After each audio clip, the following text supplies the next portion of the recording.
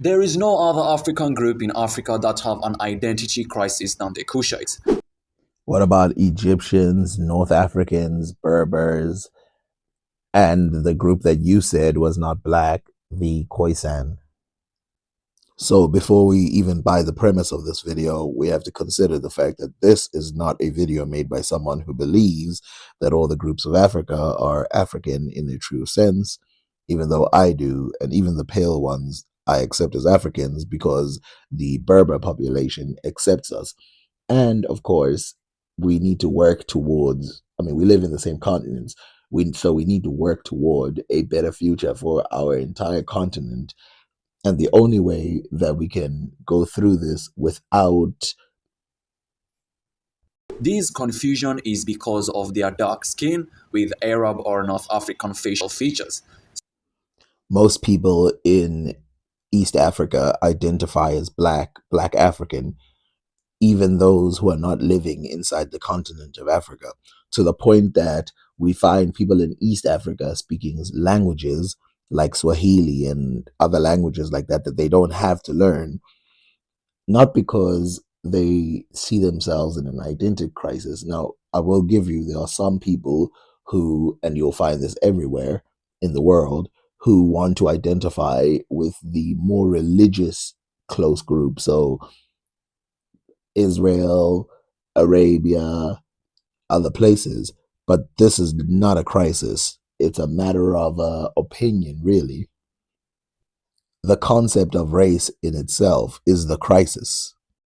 So guys, this video is about the Kushites. Are they mixed or are they black or are they Arab? And also we'll dive into their heritage and the different and diverse ethnic Kushitic groups. So make sure to watch this video till the end and let me know your opinions down in the comments. So let's begin. Okay, so first we're starting with a false trichotomy, and here it's either they're black, mixed, or Arab. Why not all three?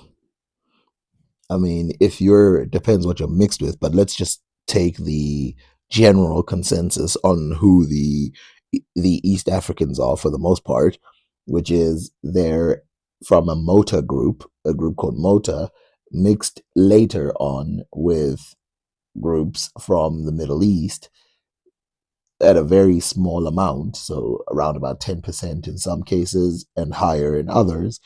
And so they are both black and mixed. And then, of course, we take the third thing, which you said, which is Arab, which I'm taking that you mean Arab as in Middle Eastern. So they would be all three in reality. They don't need to be separated.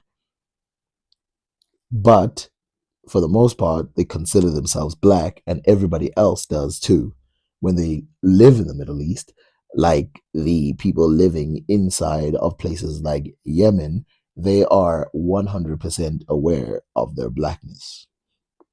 The term Kushite historically refers to a group of people who inhabited the region of Kush, which is generally associated with ancient Nubia or present-day Sudan.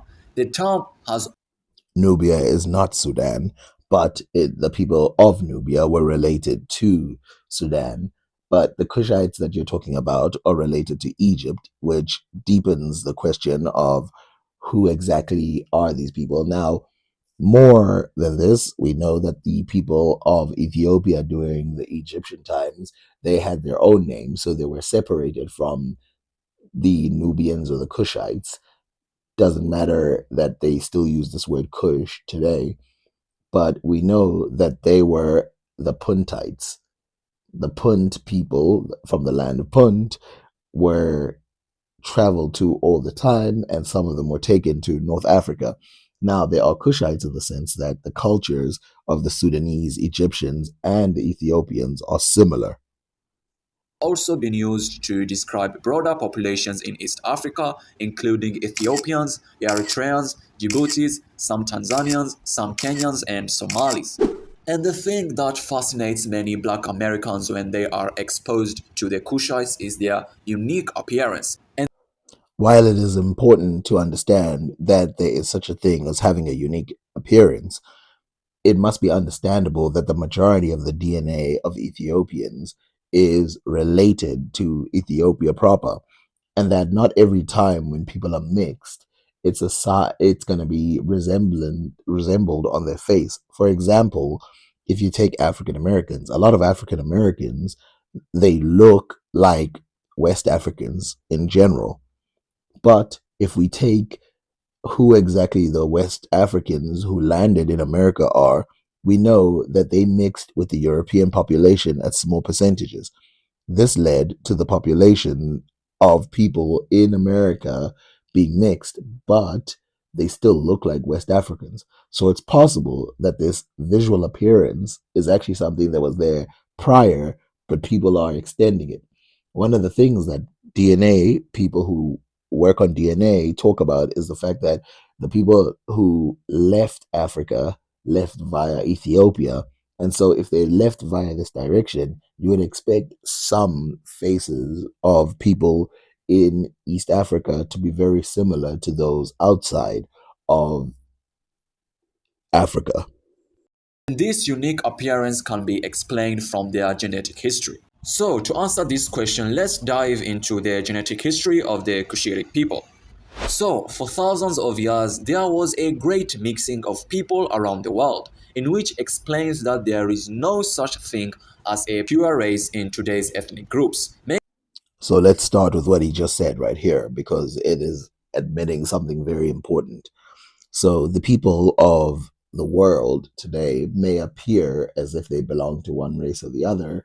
This is due to bottlenecking of different people who came together. What we call the Khoisan are also a grouping of several different people. Not only is it a grouping of several different people as we know today, but we know that there is added cousin species, so cousin human species that have fused, like Neanderthals and all of those, with human beings. And so, what we consider a race is merely the appearance of the people today, and it has no real bearing genetically. And people could look very different or very similar, even if they are not of the same quote unquote race. This means that race is made up, and for the most part, it's just people selecting things that are similar. Maybe if you consider the Andaman people. So, in East Africa during the Neolithic, there lived a group of people known as the Proto-Nilotic. They lived in the Nile Basin, in which these people are one of the first people to inhabit East Africa. So, to try and understand what he's talking about mota, which mota is a type of DNA that was found in East Africa, which changed how people looked at East Africa. Because one of the things that people said about East Africa is that, like the theory that Asians must have come to Africa around 10,000 BC, they thought that East Africa was the same. But then they found a DNA called Mota, in which someone found in East Africa was unmixed.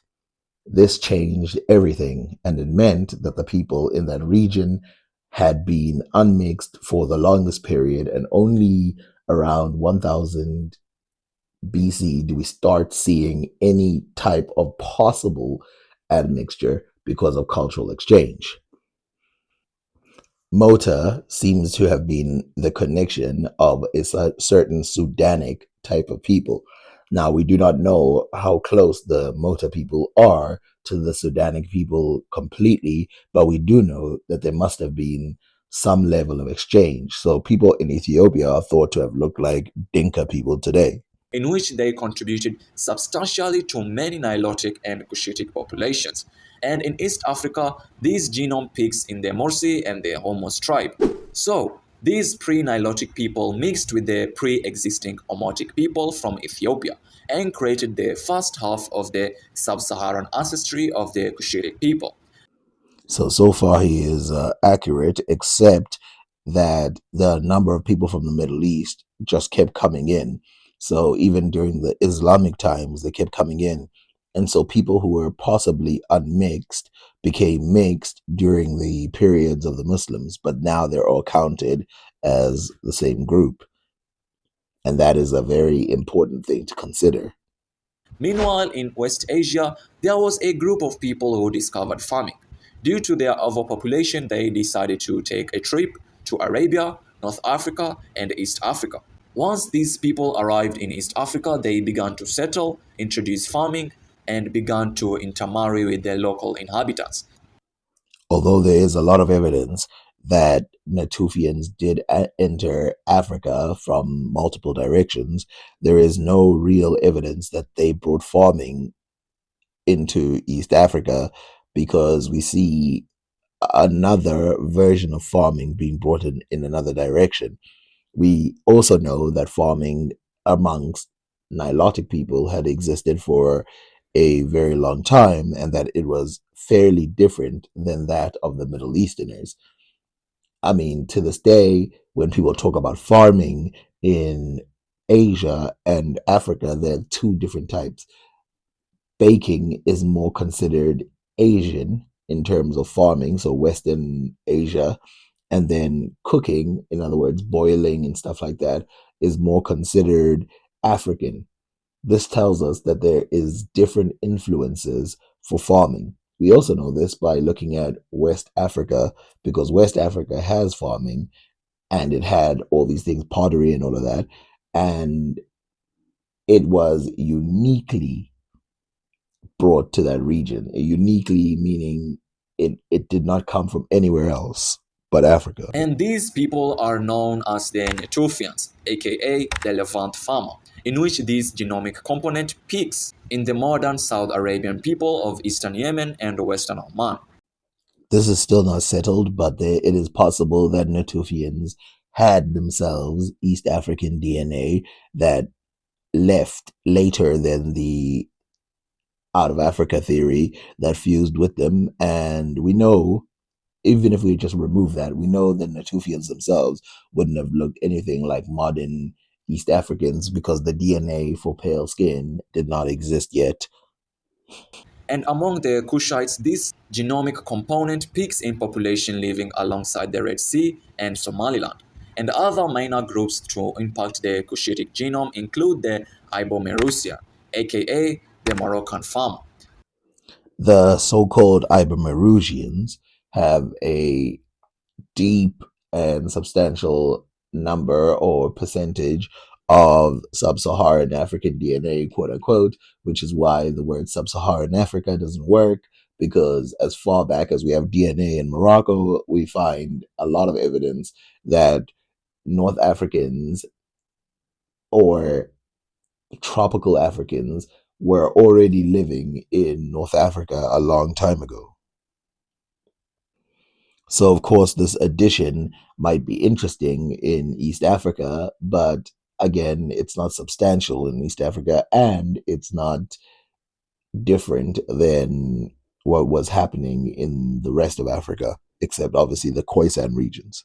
And some Proto-Khoisan ancestry, or aka the South African hunter-gatherer, and modern groups that contributed to the Kushitic genome, such as the Arabians and the Bantus, depending on the individual. So, I have to specify this straight away.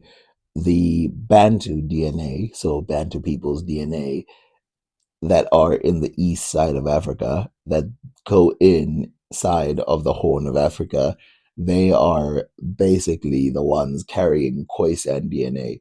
So again, most people who are Bantus who went further south than the Congo, they carry Khoisan DNA, even though it's not obvious on sight. But when people do modern DNA tests, almost anybody from Africa has this Khoisan leftover DNA, which is why this like question of identity crisis and all of that is a little ridiculous. And also, again, if you were to chop down races into smaller bits, you would get multiple races compared to what we have today, where it's just black or white or African and European or any of that. this answers the question of are Kushitic mixed or no? And my answer is yes and no. Just like any modern ethnic group is made up of the mixing of the ancient population. And no, the Kushites are not an East African version of Cape Coloureds. They are If he says what I think he's going to say, then I might possibly agree with him, which is that the Cape Coloureds in the Cape are truly mixed in the highest sense. And not only that, they truly identify with that point of view instead of looking at themselves as black people, as most people will if they go to places like America. For example, take someone like Tyler, who described himself as colored, and it became some big argument. Are not mixed with modern ethnic groups. Sola said this explains the unique facial appearances of the Kushites. The Kushites look different from, let's say, Bantus or West Africans or the Nilots, but they have similarities in terms of facial features to Berbers, especially the Tuaregs, and modern South Arabian people, or even Arabs and North Africans among the light-skinned Kushites. As the Kushites belong to the Caucasoid race, Okay, well, I guess we disagree. Being light skinned does not prove anything because, of course, Khoisan people are very light skinned, as he pointed out in the previous video, and they can get incredibly lighter and lighter and lighter. Uh, the Caucasoid race is not a real race. The Caucasoid is more of a skull type, which is not only represented amongst people who are genetically related to Caucasians, just like the Afroid type is not only limited in that area, so it's not a race. The people of East Africa belong to the Negroid race in almost all ways. They are black Africans. but majority of them have dark skin tones, towering heights and high cheekbones due to their Nilotic ancestry, and also a petite aquiline nose, not as long as, let's say, West Asians or Europeans, and also diverse hair texture depending on the person, from soft afro to curly hair to wavy to straight. They also have deep-set almond-shaped eyes. All these features is derived from their Natufian and Ibo-Merusian ancestry. Again, this is guesswork. Even in Arabia, we see diversity in the way people look. I mean, take a few of the features that he mentions. Some Middle Eastern people have high cheekbones, they have East Asian eyes, they have squarish heads rather than having these elongated heads that you associate with East Africa. And so a lot of this is guesswork in terms of where they came from and why they look like that. A lot of the time, when a group of people have strong facial features, it has more to do with their original placements rather than their outside placements. In which, because of these traits, the Kushites like to separate themselves to other sub-Saharan Africans, such as the Bantus or the Nilots, in which I will talk about their status as black people at the end of the video. Let's just understand this point. Separating themselves from other Africans is not unique.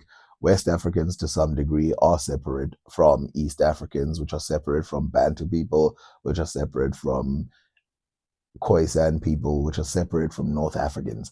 But this separation is mainly due to politics, not genetics or anything like that. A lot of it has to do with politics. Let's take North Africans. Let's take the pale skin, Middle Eastern, Arab like North African. The real separation there between those Africans and the ones further south is politics. There is no real reason for these two people to not consider themselves closer in terms of really everything. The fact that they're in Africa, the fact that they belong and will drain the same resources and have been in communication for a couple hundred years. And then, of course, if we go further south, like if we take Khoisan and other people, for example, we do see that these people as well do see themselves as unique from other Africans. In the more modern sense, because of what has happened to the Khoisan people politically, they are now starting to see themselves as the true natives of South Africa, even though all Africans are native to Africa because we've been moving around Africa for the longest time. But they see themselves as the true natives of South Africa, and who can disagree with them? But this is political. Majority of these separations will be political. So let's look at the Kushitic languages and history.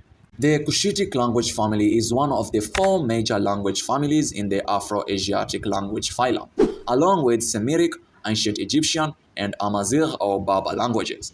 I actually don't know if he did it on purpose or by mistake, but he said that the Afro-Asiatics have four languages, but they actually have five language groups, which is Omotic, Chadic, which for some reason he didn't mention, Berber, ancient Egyptian, and then the Semitic.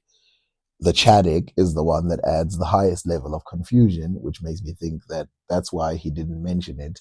This confusion that is added by the Chadic is because if Africa was isolated from the north of Africa, then why is there a Chadic language that is unique to that area? It must mean that the Afro-Asiatic languages come from or somewhere in Central Africa. The origins of the Kushitic speaking people can be traced back to the ancient times.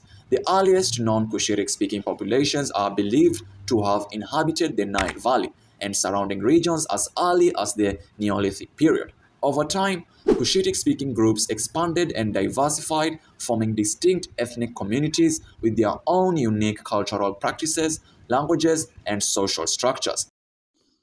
What's important to identify about this is the expanse of it, starting in Egypt, going all the way down to East Africa. That is a wide expanse. And we know that all of the people in that region are not mixed.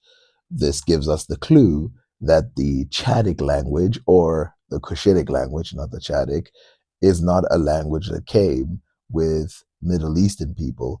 It's something that is unique to that area. And so we can understand that it is different than the later languages that would be introduced by Semites inside of Ethiopia or East Africa, as you'd like. And some ethnicities stopped speaking Cushitic languages because of factors such as Arabization in case of the Northern Sudanese and cultural exchange in case of the Amharas and the Tigray, in which they speak a Semitic language. And other famous Cushitic languages is Af Somali, spoken by the Somali people, the Oromo, the Afar, the Sidama, the Beja, the Saho, the Agao, and so on and so forth.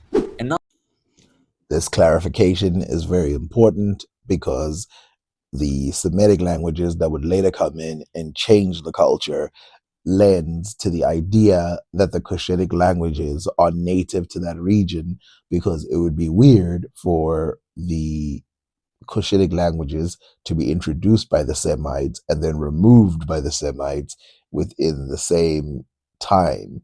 And of course, these Cushitic languages seem very separate from the Semitic languages, which if the Cushitic languages came from the Semitic areas, we would expect a high level of similarity. Now let's dive into the early Kushitic heritage or history. So, a lot of Afrocentrics try to ignore real sub-Saharan African civilizations such as these, and instead claiming Something that is starting to annoy me is that the word Afrocentrist has the word Afro in it, but these people think that we ignore other African civilizations when they call us Afrocentrist. How can you be Afrocentrist if you don't look at Great Zimbabwe, West Africa? Those people that you're talking about are specific people who look into those specific civilizations that you're talking about, which would not make them strictly Afrocentrist. There would be something completely different. some non-sub-Saharan African civilizations such as the ancient Egyptian civilization or the Aztecas or the Mayans. And Just can't let it go, can you? One of these is not like the other. So Azteca and the Maya are very different than the ancient Egyptians, who are in the same continent. And just like you mentioned, people like the Beja, which we find in Egypt, and the Kushites, which we find in Egypt. So clearly, Egypt is not, even if you take the most extreme version of it, which is that in the north, they were all Middle Eastern, and in the south, they were Cushitic speakers. Even if you take that, that would not divorce Africa from Egypt. now I am going to show you the notable ancient Cushitic civilizations. So, one notable ancient Cushitic civilization was the Kingdom of Kush, also known as Nubia, which existed from around 800 BCE to 350 CE. The Kingdom of Kush was located in what is now Sudan and had close interactions with ancient Egypt. While there's a weird obsession to make the ancient Egyptians white, What we do realize is that the people of Nubia have, or the people of Kush and the people of Nubia have had communications with Egyptians for tens of thousands of years. We can see this in almost every way.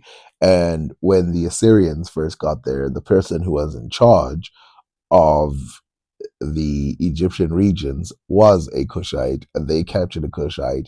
And when other people drew Egyptians, they drew them like Kushites, and the culture is described as very similar to the Kushites. And in the Bible, they write Egypt, the glory of Africa, and Kush, its expectation. So we know that Kush and Egypt are always connected together. It was a powerful state and controlled significant trade routes, and it developed its own unique culture influenced by both Egyptian and indigenous Kushitic traditions. Ignoring the fact that he draws the Kushites as Middle Eastern people, this was a back and forth. It wasn't the Egyptians influenced the Kushites and the Kushites did nothing. Clearly, there was a back and forth in trade between the two, one that is marked not only by the Egyptians, but by everyone. And in the centuries that followed, Cushitic speaking people continued to play important roles in the history of the region. The expansion of the Ethiopian Empire, which had a strong Cushitic influence, led to the development of the Kingdom of Aksum in what is now Ethiopia and Eritrea. Aksum reached its heights of power and prosperity in the 4th and 5th centuries. What's also important to note about Aksum is that it's not a land that was isolated, but had deep communications with places like Yemen in the Sabaean regions. And in fact, we know that writing entered from the Sabaean areas inside of Ethiopia. And so we know that there is a huge amount of connections, and even the Ethiopians themselves talk about the Queen of Saba, who is very responsible, at least in the history of Ethiopians, very responsible for why the Ethiopians became who they are. And conquered territories reaching as far as Yemen. Their trade connections stretch as far as the Mediterranean and India, and other Oh no, they stretch way further than that. In fact, as I made in other videos, the stretching of trade between people in East Africa in general, this includes the Horn, Egypt, and the Swahili coast, goes as far as Japan and Australia. those there are countless. So that said, are Kushites black? The term black is a European, Arab, North African, Asian, Latino, and other non-Sub-Saharan groups to identify people of Sub-Saharan African descent. Well, what I would say is the term black is an ancient Greek word describing the first people they encountered who were closer to the skin color of black than other people around Africa in general, which is why the word stuck, and then other people are considered white. But this word, of course, is very subjective, and we all know what we're talking about when we say black people. We mean the black Africans. The term black is also meant for people such as the Australian Aborigines, the Melanesians, and the Negritos. So, the term black is an identifying marker that only exists in non-black territories of the world. But in Africa, people don't identify themselves after their color of their skin. The main identity marker among sub-Saharan Africans is tribes, because being black is the norm. Black people in sub-Saharan Africa are not a minority to be othered because of the color of their skin. This sort of hits at an important point, but of course, minorities would make majorities call themselves a certain name, and the people of Africa, the majority, do call themselves black compared to the minority groups. Now, in general, most people don't see themselves as black. In fact, there's this thing called color blindness, which a lot of people hate that word, but it is true because, and it's not just a color thing, most people don't even notice facial features and their similarities until people who are outsiders start pointing them out. For example, how many facial features have I pointed out within this channel which you probably, if you go in your own family, will start seeing individual, unique facial features that you've never even cared about for real. So, in Africa, the Kushites are not black. They preferred to be called by their countless tribal identity. But in the West, Kushites, whether they like it or not, if they have a darker than average skin tone, they are black. But So let's go back in order to understand if the people of Ethiopia did not consider themselves black. Well, let's take the word Ethiopia. What does that mean? Well, the word Ethiopia is the old Western word for black person, Ethiopian, burnt skin person. And these black people adopted this word because it first was not designated to them, it was given to the people in the north, right? So people of Ethiopia, the old Ethiopia, Sudan, and places like that. And a lot of people in Egypt would be called Ethiopian because of their skin color. And remember the Greeks saying, or Herodotus saying, the Ethiopians and other groups we all know come from the same place because they are black in skin. And so we go back down into Africa, and Ethiopians adopt this word in about 300 or 400 AD, not because they didn't want to be called black people, but because they did. And they still accept this name for their country. mind you, the black identity is not a racial or ethnic identity but a status identity. Black people cannot be related, same as white people or brown people. For example, a Semitic looking Sicilian or Southern Spaniard is not exactly related to the blonde hair, blue eyed Swedes or Finnish people. And it's the same with brown people.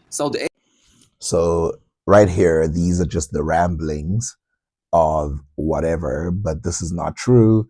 We know that Indo European people are very related to one another. We know that people in the Middle East are very related to people in Europe. And we also know that people in Europe from the South are very related to the blonde people in the North. There's obviously been racial differences that make them slightly different in appearance, but that does not take away from the fact that they are, in fact, related. Asians are not related to Arabs, or Native Americans are not related to Babas. Besides the Native Americans being related to Berbers, Middle Eastern people are absolutely related to other people in Asia.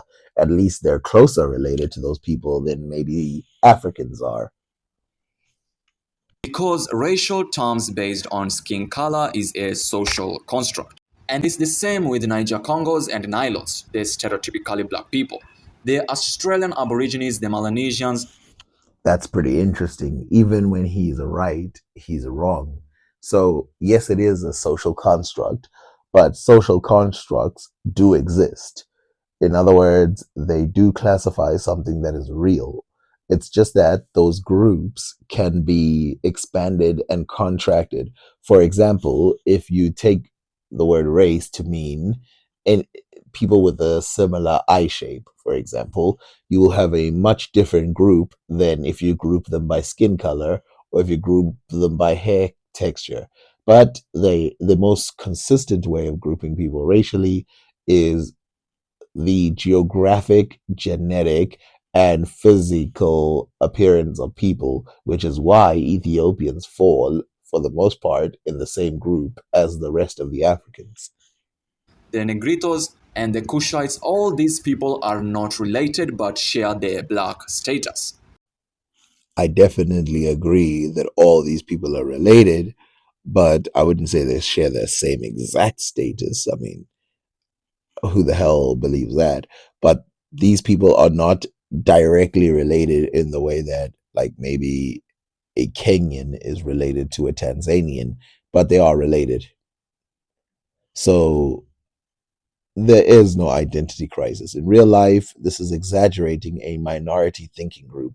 For the most part, most people in Ethiopia are considered Ethiopian, which means black, just like a lot of people in Sudan. The word Sudan means black. Even though they're mixed with Arabs, they're still black. And a lot of places, it's black, black, black. Now, is there racism towards or colorism towards other types of black people? Yes, which is why restricting things to Ethiopia and saying they have a crisis is weird. That's it for today's video. If you enjoy watching this exploration, Well, I guess we're done. I find it interesting that his standards change based on what part of Africa he is talking about. Somehow, East Africa's status for being black is very different than what he said about Khoisan, which is very different about what he said about Egyptians and North Africans.